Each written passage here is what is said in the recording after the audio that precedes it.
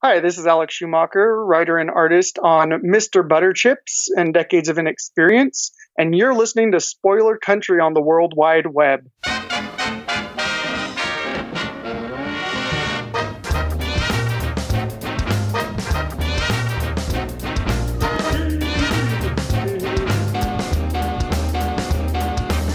Hey, people of Earth, it's time to enter the Spoilerverse via our secret portal at the exclusive Arctic Club in beautiful downtown Seattle with our hosts, John and Kenrick. Welcome to Spoiler Country.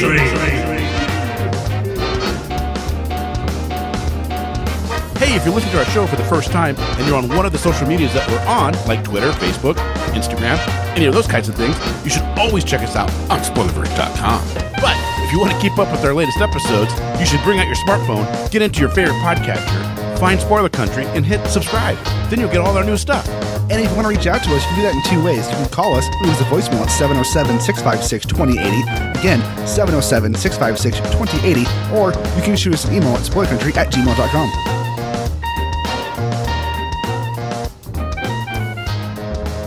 Citizens of the Republic of Spoilerverse unite and welcome back to Spoiler Country. I am Steve the Robot filling in for Kenrick and Johnny. Whoa, Steve, what are you doing? No, I got this. You can go back to doing your thing. Oh, okay. Sorry. I'll go back to typing out transcripts. Yeah, go back to writing some transcripts. All right. Hey guys, welcome back. Today it's me, John, by myself, without Kenrick, as Kenrick is off today. So today, actually, let's do it like Kenrick. Today on the show, well, it's Alex Schumacher. You know, we had him on before to talk about Decades of Inexperience with Casey, and today I sat down and chatted with him about his new book, Mr. Butterchips, available now from SLG. So let's not listen to me talking. Listen to me and Alex talk, or Alex and I, or whichever formation of that verbiage you want to say. Talk about his new book, Mr. Butterchips, along with a lot of other fun things, because we kind of go off on a few tangents. So here you go. Here's Alex Schumacher in his own words.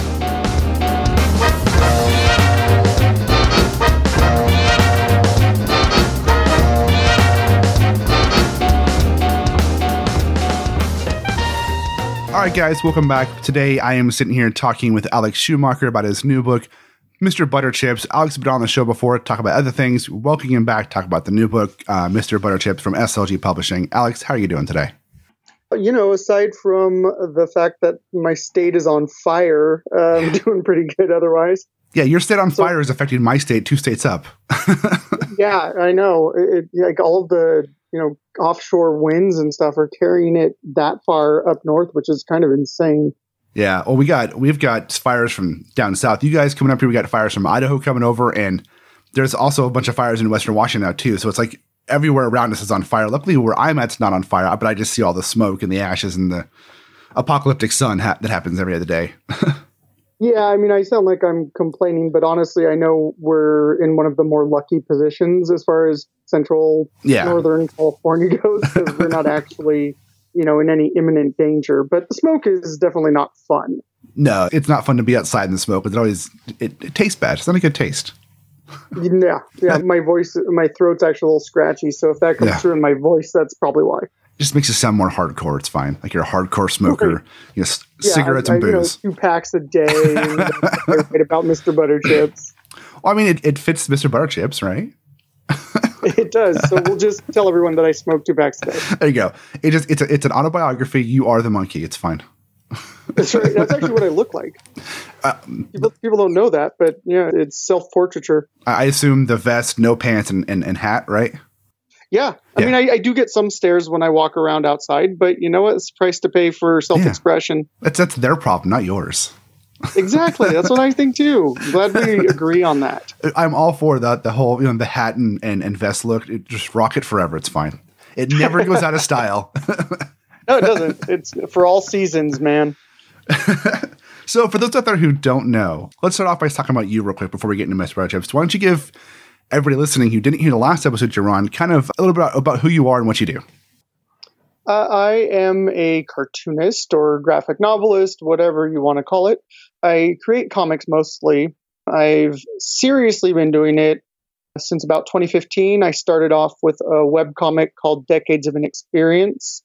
I had dabbled a little bit before that and did a graphic novel called The Unemployment Adventures of Aqualung for Arcana Studios in 2013. Nice. So I've done a few things here and there, and took a couple of detours into music and animation and, fields like that.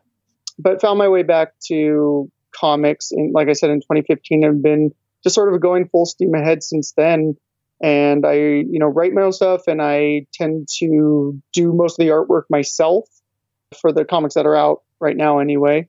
And so, yeah, I'm with a literary agent right now who's pitching some graphic novel properties. So, just trying to progress every day and putting stories out for people to read. I mean, that's the biggest thing for me, is just, sharing those stories. Nice. I write and draw comics myself as well. I've been doing it since 2003 with web comics, and then little horror comics here and there. Nothing major, but just for fun on the side stuff. But it's funny because you say cartoonist. When I was a kid, I wanted to draw for Marvel and DC. I wanted to draw Batman and X-Men, when I was in my teens.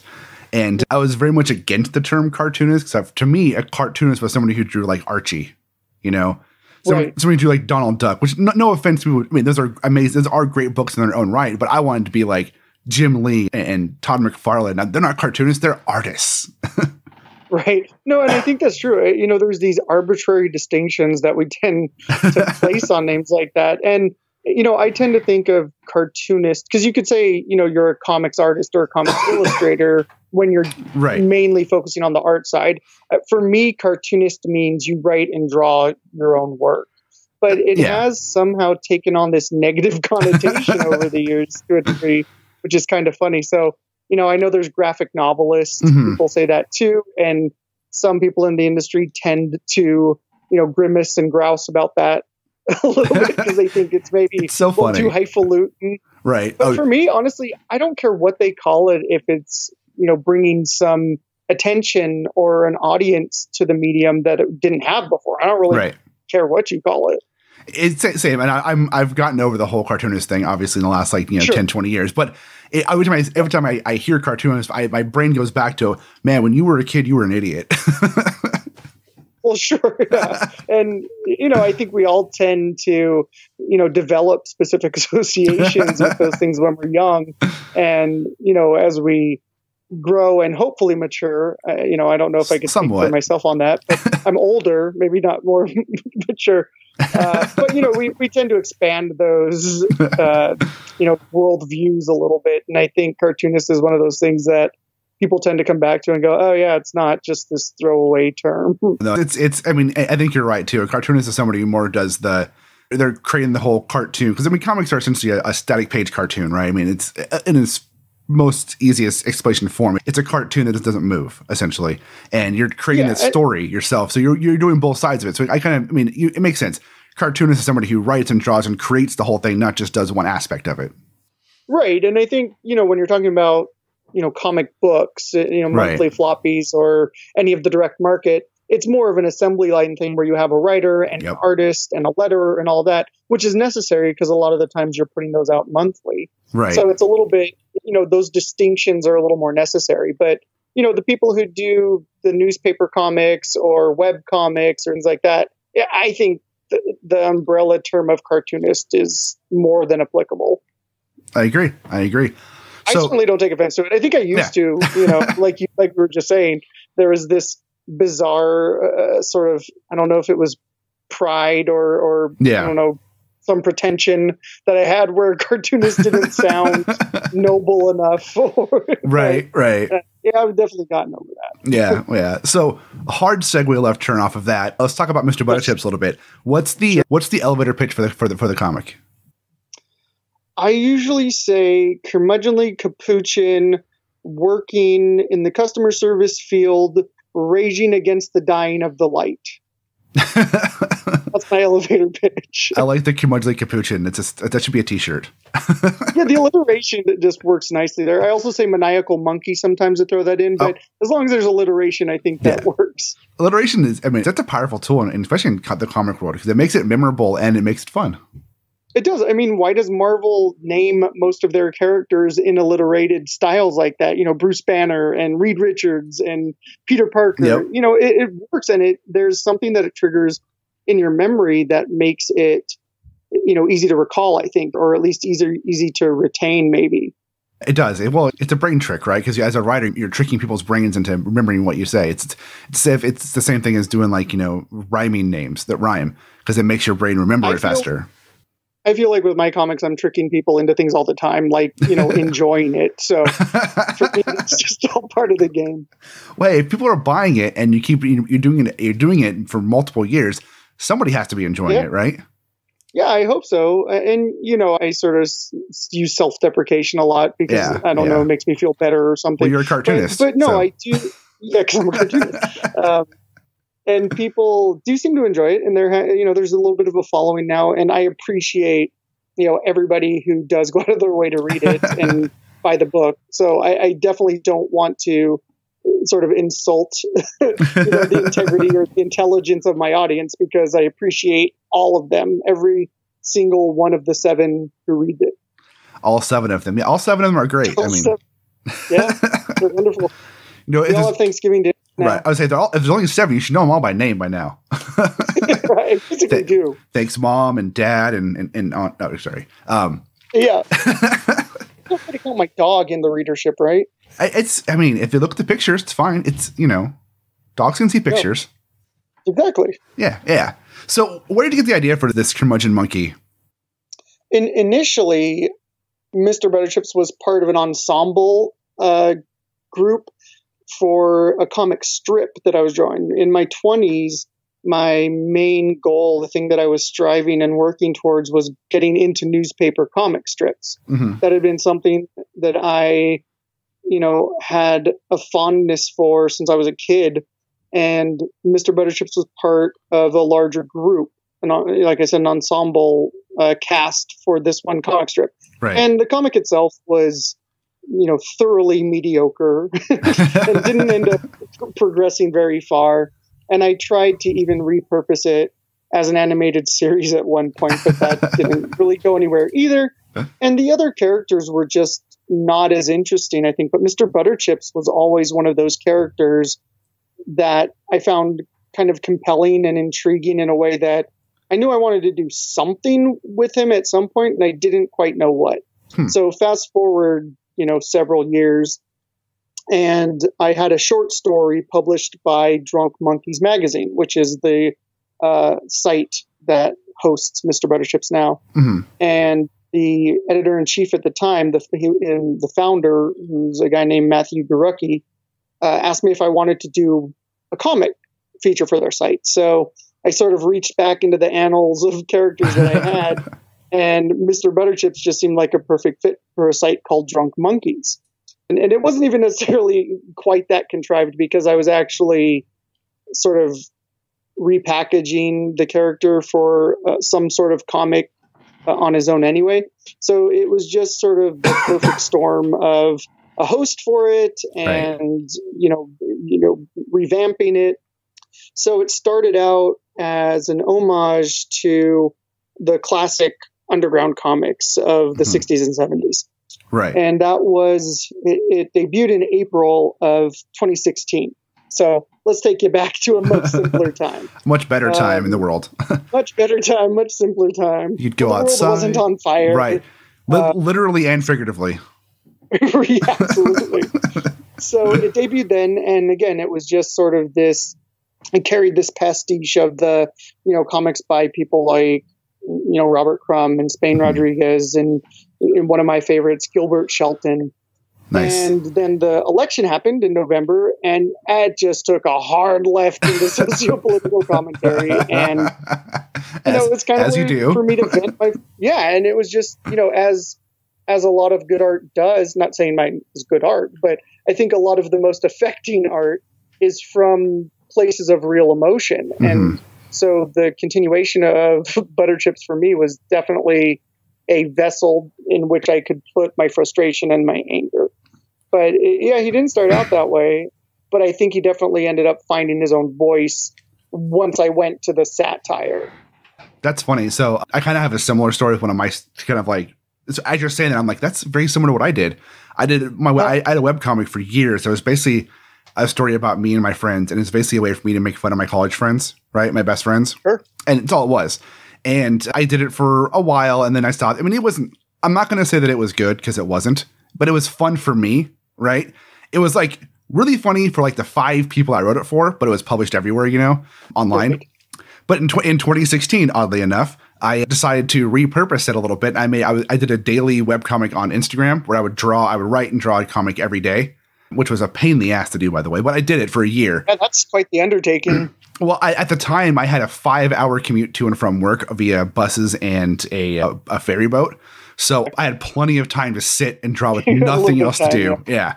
So I repurposed it, and I ended up changing a bunch of things and modifying, like, taking characters out of to make any sense and getting into a lot of, social and political commentary. And it ended up doing really well until I stopped doing it because I got tied into other things. But getting into that commentary aspect of this, this indie drawn comic on Instagram, I ended up getting a lot of people interested in it. And then I stopped doing it because, of 5 kids, work, and life. But because life happens. Right. Because life's a thing out there. And I'm not a full-time artist. I have a day job that I've had for 10 years. It, pays all my bills. I draw for fun. So hats off to you for being able to do it full-time because it's awesome. It's work. It's definitely work because I did. It is work. I had a day job up until February of this year. Yeah. So it's just started to be a full-time thing for me recently. That's cool. I mean, it's funny because I talk to people out there like fans because we've been doing the podcast for 3 years now, 3.5 years. I've been doing podcasting for 11, 12 years, and I spent a lot of that time talking to comic creators and fans and going to conventions. And it's funny because a lot of fans think that writing and drawing comics or being a cartoonist, whatever, is just oh, well, you're just writing and drawing stuff. It doesn't take that long to do it. It's got to be super easy. I'm like, no, if you're full time at this, it's a grind. It's a huge grind. You're putting in. And I think that's a common misconception, and not to call anybody out who may think this, but all the readers see is sort of the end result. And if you're not at all involved with the production side of it, it's very easy to kind of have that perception of it. So, but yeah, I think more and more with with how the internet has evolved over the last, 10, 15 years, I think there's a lot more information out there, but it is definitely not, a hop, skip, and a jump to the finish line. There's a lot of work that goes into it. For sure. Especially because you're wearing all those hats yourself, like you said, you're writing, you're drawing. I'm lucky enough to work with editors, but some people edit their own stuff, color their own stuff, publicize and market their own stuff. So it's a full-time gig for sure. Marketing is the worst part of making comics. That's the part I hate is the marketing. Absolutely. It's grueling. Yeah. It's grueling. Because I'm terrible at it. Same. I've been working with a PR firm right now, as you know, Don't Hide, which are great. Melissa and they're wonderful. For me, I need people to be a champion for me because I'm terrible at trying to pimp my own work. If it were up to me, the log line or something for my work would be, I don't know, it's pretty good. Maybe you should check it out. I'm stupid. Thanks.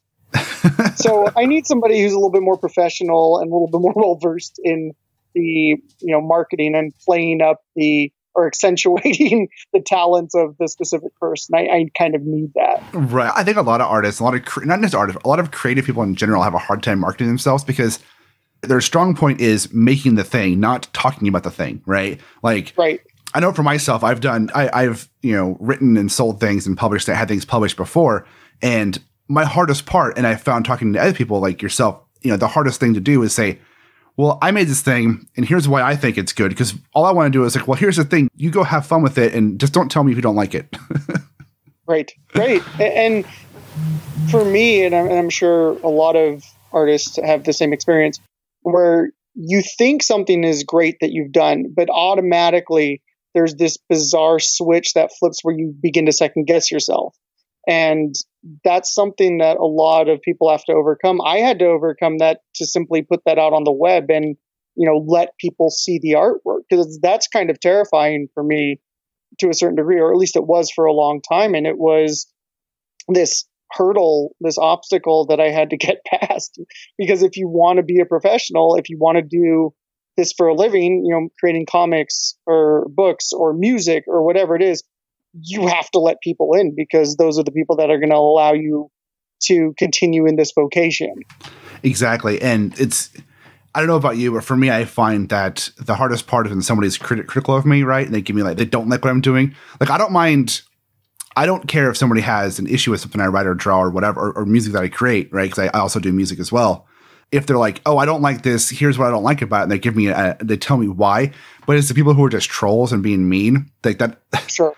I don't have the thickest skin for that. And I've had some because of the nature of what my comics over the years have been. I've had some people who are, just lash out against me, which is, interesting and not very fun.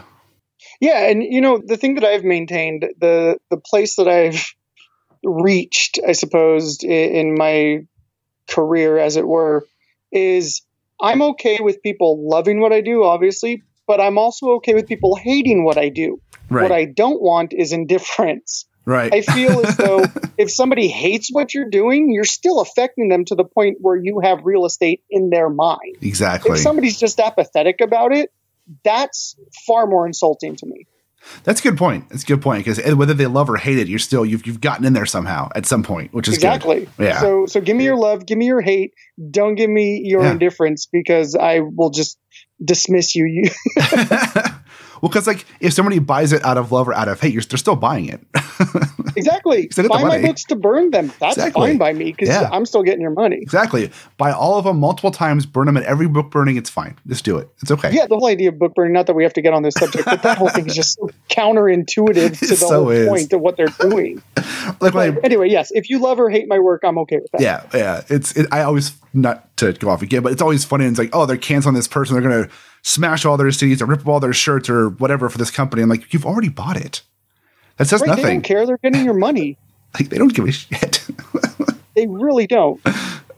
So to go back into Mr. Butterchips, because I feel like we're going to go on tangents all day long, which is totally fine. I'm okay with tangents. I will try and rope us back in. About the book. Yeah, I mean, at some point, right? So this is and pardon my ignorance, but is this the first published version of Mr. Butterchips? Like in print form? Yes, in print. Yes, it's the first time it's been collected. Nice. And it's kind of a full circle moment for me, because I stopped creating comics when I was about 8 or 9. I had been doing it all through childhood, which I think, most kids do, at least most kids who then end up going into the arts. Right. You're drawing when you're a kid. And I stopped when I was about 8 or 9. I got into a few different interests, music and, a couple different things, baseball. And then I found my way back in my early 20s because I discovered the independent comics of the late 90s. Because I think part of my hesitation in actually pursuing comics was when I was growing up, I was inundated with artists like Todd McFarlane and Jim Lee, and these people who their renderings are just drowning in light work and photorealistic to a degree that I would never be able to achieve. Right. I think that was kind of daunting for me. I mean, I'm sure that was part of it, even if subconsciously. So discovering publishers like SLG and Fantagraphics and Drawn and Quarterly, and seeing that there were these cartoonists, that were creating work that was emotional and, deep, with art that looked a little bit more like, on my end of the spectrum, was a revelation for me. So then to be published by SLG with the Mr. Butterchips collection has been gratifying in a way that's almost hard to quantify. They're not quite as active as they were even 5 years ago, but to say I'm published by the same house that put out books by Evan Dorkin and Durf Backdurf and Ariel Schrag and Roman Durge and Jonan Vasquez. Oh, yeah. That's pretty, big notch on the belt, I think, for me anyway. Oh, it is. SLG has put out some great stuff over the years. I've always loved perusing that because I know if I go to an SLG book, same with Fantagraphics, is you're going to get something that's not mainstream and it's going to have some quirk to it, and which is what I like in my books. I don't personally read a lot. I mean, I'm a big superhero comic fan because I grew up reading them, but I don't really read any of them anymore. My son does, and I'll read what he reads just so I can talk to him about it. But for the most part, I want to read something new, something, I don't want to say innovative, but something that's not static the same. And I think it's something that's personal. Yeah, exactly. Those books tend to be a lot more personal than, the Biff Bam Pow monthly floppies. They just tend to have a lot more of that. Not even the emotion of the artist that's creating it, but also the style. Yeah. Part of what I moved away from from, Marvel and DC, part of what caused me to not really want to read those anymore was this cookie cutter style artwork. And not to say that the illustrators are not good, because a lot of them are incredible, but it's this very specific style that it all kind of looks the same. And for me, I want to be able to read a book and look at the artwork and say, oh, Raina Telgemeier did that. Oh, Judd Winnick did that. Oh, Jerry Kraft did that. I want something that's very singular to the person. That I feel like for me, that's a way to interact with the work on a level that you don't get from things like the Marvel and DC books. And even a lot of things by like Image and stuff have that same, proto, photorealistic stock comic book illustrator style. Right. Well, it's just like Image is, trying to hit that market too. But I get it. And people love that. And that's fine. But sure. It's the art in a book should be able to tell a story just as much as the writing. And you should be able to denote whose style of the art it is in, just as much as you can denote the writing, who's writing it by the style of the writing, right? Absolutely. It's two art forms that marry together to make, the greatest, medium for stories ever, comic books.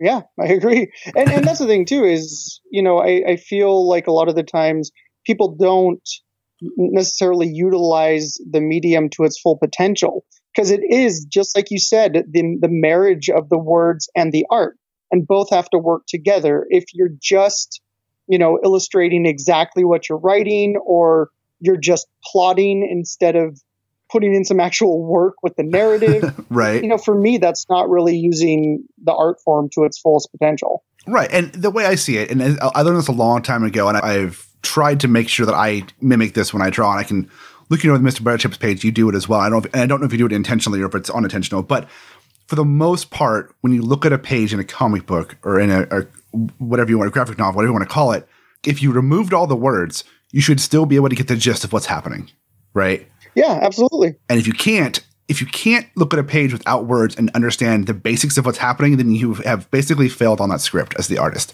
I completely agree. And sometimes even that artwork can tell a different story than, what the text may be telling, but it should be telling a story. As you said, you should be able to read the visuals in a sequential, mode, just the same as you would with the text in there, or else you're just not using it correctly, in my opinion. Which is I got a piece of advice from, of all people, Joe Quesada years and years ago about drawing comic books. And essentially I was talking about his show, and he goes, I asked him about what he looks for new artists for Marvel, whatever, it's like early 2000s.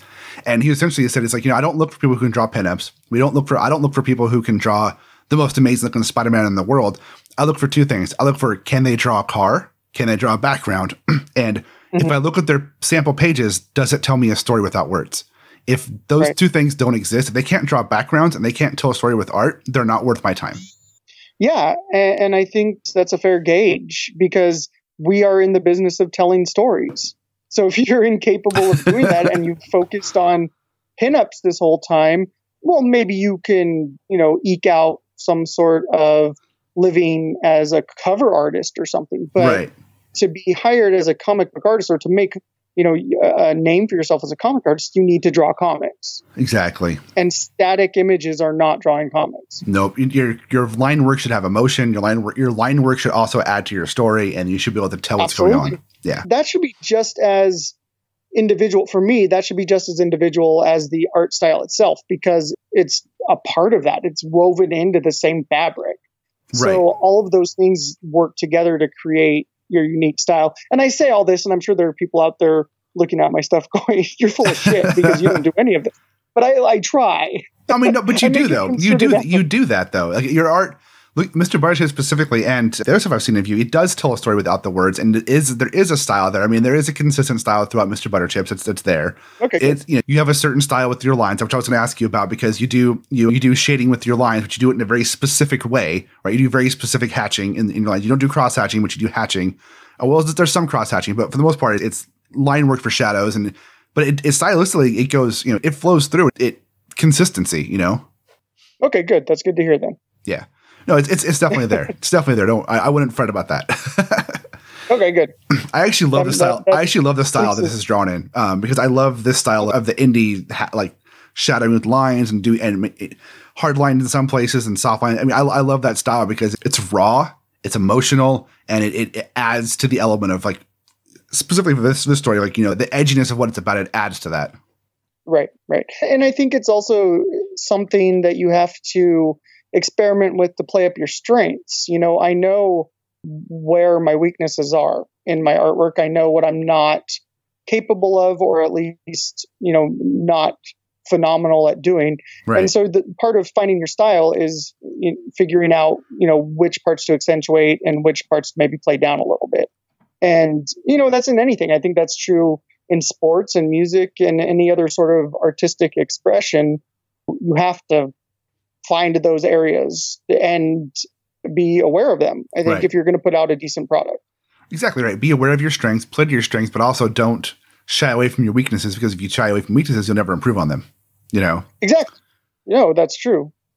But yeah, definitely play to your strengths. I'm a big believer in playing to strengths for not only just in artwork, but in anything you do, in any, like I work in the corporate world, right? Not to talk about my day job too much, but I work in the corporate world, and I used to work on a support team, and I'd have managers that I worked with, because I was a manager there, who would want to just have everybody on the team do the same thing. Like, everybody has the same goal, same everything. And I'm like, well, I get why you want that, but we have people who excel in certain aspects and aren't great in other ones. And then we have other people who excel in those ones they're not good in. So why don't we have the people who are really good at A do A, and people who are really good at B do B? And then by nature of people doing what they're best at, the whole team itself will get better. Oh, that just makes too much sense, John. Why are you trying to speak logically? Dude, I had so many conversations with upper management about that. They're like, no, you're wrong. It has to be this way. I'm like, you're okay, but play to strengths. And then teams I'm on now, it's like obviously now I'm in engineering, and you play to strengths and it works. God forbid, Yeah, and I think, comics are no different. Exactly. And so I've, it's something, it's always in progress. I think your style, even if you find something that's unique unto yourself, it's always going to be, in a state of perpetual progress, because you're going to come across different influences and different inspirations, and then weaving those in to your own artwork and your own storytelling, toolbox a little bit. So it's forever in flux, which is okay. I mean, that's a good thing. So, for me, it was definitely whittling it down to sort of the core of where I excelled, and playing down things that maybe I wasn't as great at, because then that gives you time to work on that, which I think everybody should. Right. So I want to ask you a question about the actual art process you use for Mr. BUTTERCHIPS. Sure. Are you, and I think I already know the answer because I've seen some stuff online, but I just want to ask it anyways. Are you drawing this like pencil, ink traditionally, and then hand lettering in this, or do you do this digitally? How do you create the pages? Yes, it's all traditionally done. It's on Bristol board pen. I use a non-photo blue pencil, which is a trick I learned from some professionals I knew in the animation industry, because they use that in animation. So when they're scanning it or putting it into the computer, it doesn't pick up those pencil lines. So I don't have to erase it at all, which is incredibly convenient when you're doing it traditionally. And saves time. Saves time. Yeah. So I draw with the non-photo blue pencil, ink with microns, so archival pens, and the nibs on them have some give, so I can have some variances in the line weight, which I prefer. So it's not quite a brush, but it gives some of the similar aesthetics to it. Microns are great. I've used microns for years. Yeah, they're wonderful. And so then I scan it in. Oh, I do hand letter as well, which I'm trying to figure out a way to have my own font made, which I know you can do. Mm-hmm. And that would not only save time, but save, the stress on my hand, because hand lettering is a lot of work. Yes, it is. Yeah. So I scan that in, clean up in Photoshop, add gray tones in Photoshop, but mostly it's all traditionally done by hand. And, recently I've kind of been contemplating moving over to digitally, picking up like an iPad Pro or something. I love the feel of traditional drawing. It's what I grew up doing. I was born in 1980, so I'm kind of, I grew up with the old school traditions. When I went up to the Bay Area in my 20s and met a lot of the greats who were up there at that time. So that was my education. And part of that was all of the traditional work stylings. But having said that, I'm also environmentally, minded, and I feel like continually buying paper and drawing things traditionally might not be the best for climate change. So most likely I'll have to come to some sort of reckoning with that and switch over. But for everything that's in the Mr. Butterchips book, that's all done by hand traditionally. It's hard to switch digital. I have an iPad Pro and an Apple Pencil, and I love it. It's so much fun to draw on, but it's not the same. Like, it's not the same as drawing on paper with the pen or the pencil. It does feel different. I have a hard time. So on my iPad Pro, I can digitally color on it really well. I can do digital paintings, no problem. And those are fun to do.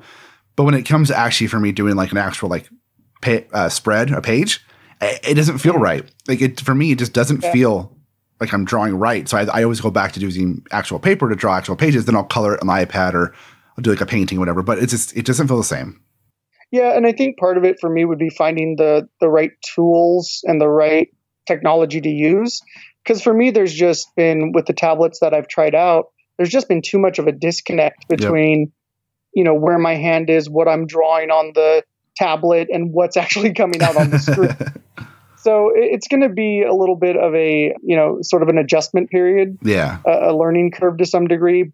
But I do think it's probably better for the world overall. Right. And it's going to be, that's why a lot of people are moving that way anyway. Plus, everything is printed digitally. All files are sent digitally. So it sort of cuts out an extra step as well, which is an added benefit. Right. And it also does make, if you have to modify something, a lot easier because you can easily move stuff around. Yeah. And it's far more portable. If you get something like an iPad Pro, you could do that at a coffee shop or at, like on a commute, like you said, whereas drawing on 11 by 17 Bristol board is a little bit cumbersome when you're trying to take that out into the world.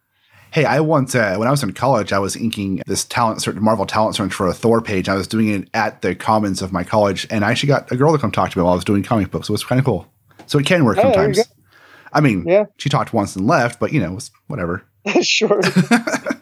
Well, I've always found I am happily married now. Yes, me too. And have been for many years. But yeah, when you're young, I think part of that is seeing if that might attract some attention from the opposite sex. Because most of us as cartoonists or illustrators are not really good at many other things. Right. We're certainly not athletically inclined for the most part. And I know that's a rash generalization, but I feel like it's proven to be true. It's pretty accurate. Yeah. Yeah. So for us, a way to sort of attract attention is to illustrate. But there's always... inevitably what happens is somebody will come over and show interest, and then what they want you to do is draw them. Yep, exactly. That's when I lose interest because I say, no, I can't do that. Yeah. Can you draw me a tattoo? I've got that one so many times. I'm absolutely terrible when it comes to things like caricatures and portraits. So as soon as they ask that, no, it's over. I'm like, I could draw you a drunk monkey. Yeah. I excel at. I can draw you a very bad version of you. It's going to look nothing like you, but... Right. Yeah. If you want a Picasso version, or some sort of like cubist version of yourself, sure, fine. Something you're going to hang up on your wall? No, that's not what I would produce for you. I think as an artist, that's probably the most frustrating thing is when people find out you're an artist at any level or any style of art. The first thing they want is you to draw something for them, and usually for free. And it's because you love doing this. Why wouldn't you just whip that up for me in 5 minutes? Exactly. It's just because we randomly will call plumbers and tell them to come over and fix our sinks for the exposure, right? Exactly. I promise to tell my friend about your business if you come over for free. Right. Well, it's crazy because I work in the in the computer world, so I get the same thing from you can fix my computer, can fix my router for me, and it's like, come on, I'm not going to call you up to do my accounting for free or to come over and drywall my new bathroom for free, or for exposure I'll talk about to my friends. Like, come on. It's like, these are professional things that take talent and skill to do. People need to respect that. Yeah, absolutely. And, shifting a little bit, pivoting, but still kind of on the same thought process. I added a 22-page story to the back of the Mr. Butterchips collection because you can find all of those strips online for free. You can read them on the Drunk Monkeys website. Right. However, if you want that 22-page story or the pinups, the gallery in the back of illustrations by some friends of mine in the industry, you have to get the book. And I think you have to incentivize something like that to a degree, because if I was just collecting the individual strips, well, you can always read those online. Why would you buy the book? It's a hard sell that way. Yeah. That's the hardest part about webcomics is how do you market it after the fact, because people have already read it for free, Exactly. Yeah. So you have to have some supplemental content in there. You have to have something. Yeah. So I actually have a foreword by an editor friend of mine named Kevin Kettner, who was formerly of Dynamite Entertainment. He wrote a very nice foreword for me. Like I said, I have, I think, 5 or 6 pinups in the back by some really great illustrator friends of mine, one of which is Keith Knight, who does the Kate Chronicles and just had his Hulu series Woke premiere. So I'm giving him some free, nice. Publicity. I just saw that last night when I was watching TV. I was like, oh, that was cool. Yeah, that's Keith. So he has a Awesome. pinup in my book. And then a little bit of a history on the monkey as well. So I feel like if you're asking somebody to pay money for a book like that collects a lot of things that are already online for free, you need to give them something extra to actually want to pay for the book. Exactly. I 100% agree with that. I did the same thing for my book. Yeah. So that was fun to put that all together because, I think it's pretty noticeable in the 22-page story that the artwork has progressed a little bit since the first strip. And you could you literally watch that progression as you're going through the book, which I found to be kind of interesting and sort of discovered after but it was pretty cool to see that. Nice. That's cool. I love watching art. One of the things I love about webcomics is you can definitely see art progression, or even in indie comics, some that's not a mainstream book, you can see the progression from start to finish and watching that growth, both in the writing and in the art is always fun for me. Cause I love that aspect of it. Yeah, absolutely. And so with that, with Mr. Butterchips, when you have it all, in that, in that consecutive order, I can think of consecutive, apparently I have enough coffee. In a consecutive order like that, you can literally see the progression. So that was, I think, pretty interesting. And then it was just fun to do a 22-page story, a longer format with the character. It was fun to do something a little bit different than just the 1-page, quick story, quick gag or punchline at the end, just to kind of, I guess, gauge and see if I could do it. Right. Which is fun to test yourself and push yourself to do something you haven't done before. Yeah, and from what the feedback that I've heard, people enjoy it, so that's a plus. That's a plus. So if people want to pick up this book, Mr. Butterchips, where can they pick it up? Several different places. You could look on my website, alexschumacherart.com. I imagine those might be in the show notes for people who will have some difficulty spelling Schumacher. It will be. But on my site, I have all the different places you can go. It's available on Amazon. It's available on Barnes & Noble. I actually saw it on the Walmart site, which is kind of funny. Cool. One that I would recommend is going through a website called IndieBound, because you can order it through your local bookstore. Oh, nice. And those establishments need our support right now. So yes, they do. Want to order it through them, I highly recommend going to IndieBound. Yeah, I'll link to that as well on the show notes, so everybody can just go click on that and go right to it. Perfect. So and last question for you, and then I'll let you go. Sure. Since you do everything traditional, do you sell your pages? Yeah, I mean, I do on occasion.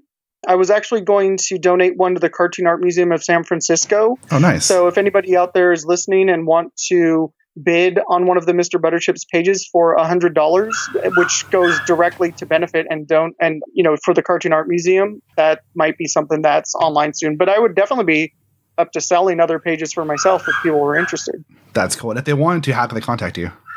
You can go to, again, my website, Alex Schumacher Art. There's a contact form on there, or email me at alexschumacherart@gmail.com.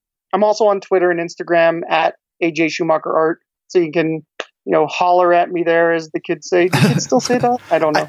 None of my kids say that, but I don't know. I have my kids. They probably don't. I didn't know hip colloquialisms when I was a kid. I've never been cool in my life, and I'm not going to try now. Yeah, I pretend sometimes. I have a 17-year-old son who likes to be cool, and I'm like, I try and be the awkward dad with him. It's hilarious. Well, that's just funny. Yeah. Yeah, it's fun. No, that's why I write characters like Mr. Butterchips. It's a way to be cool by association. This is cool. I was never that cool, but this is cool. No, I know that. But read my work and you'll think I am. Right. And then turn out, no, I'm just a guy who draws comics and sits at home. Right. and cuddles with my dogs at night because I'm lame. That's not lame. That's awesome. I don't think it is. I think dogs are awesome. Yeah, we have 3 puppies, so yeah, dogs are great. You probably hear one of them. They'll find their brains on my comics at some point, I'm sure. Nice. You probably hear one of my dog Ollie, who's a part husky. He likes to yip, so he's downstairs right now yipping it. I can definitely hear him in the back. He just wants to be part of the conversation. That's fine. He does. He likes to be on the podcast. He wants everyone to know that he's here. He's the real star of this interview. I mean, clearly, he's got more talent than both of us combined.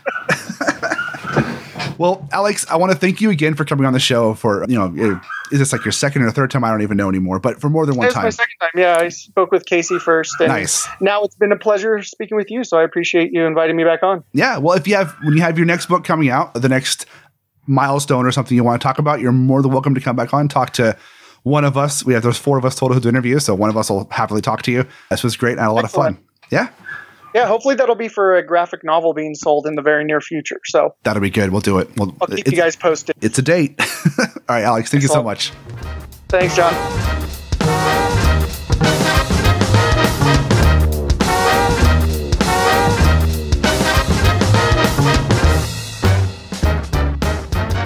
And we're back. That was fun. Alex is a lot of fun to talk to. I have a lot of fun chatting with him.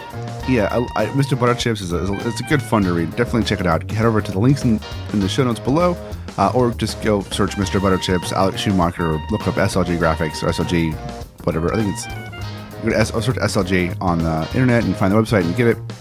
It's a lot of fun. Mr. Butterchips is a cool story, so definitely check it out. Thanks, Alex, for coming on. We look forward to having you on again for your next book because you were a delight to talk to. Well, guys, that's a show, and if you like this, if you like what you hear and, us chatting with webcomic creators or comic creators or actors or composers or anyone in the creative field, head over to spoilerverse.com and check out all of our back issues, or open up any podcatcher, on your iPhone or on your Android phone or whatever, and just search for Spoiler Country and, go there and just download all the episodes because, you love us. And, while you're over at spoilerverse.com, check out all the other podcasts, check out our other articles and reviews, all the fun stuff we have. That we have daily content coming out every day, so go check it out. The stuff about movies and comics and TV shows and anything in the pop culture world, anything anything that's positive and fun is what we like to push.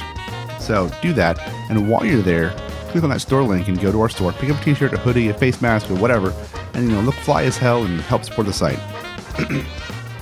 And with that, there's only one thing left to do, and that's in an ocean of podcasts. We are Fulgu. And as Fulgu compels you to open the mind and read more in an ocean of podcasts.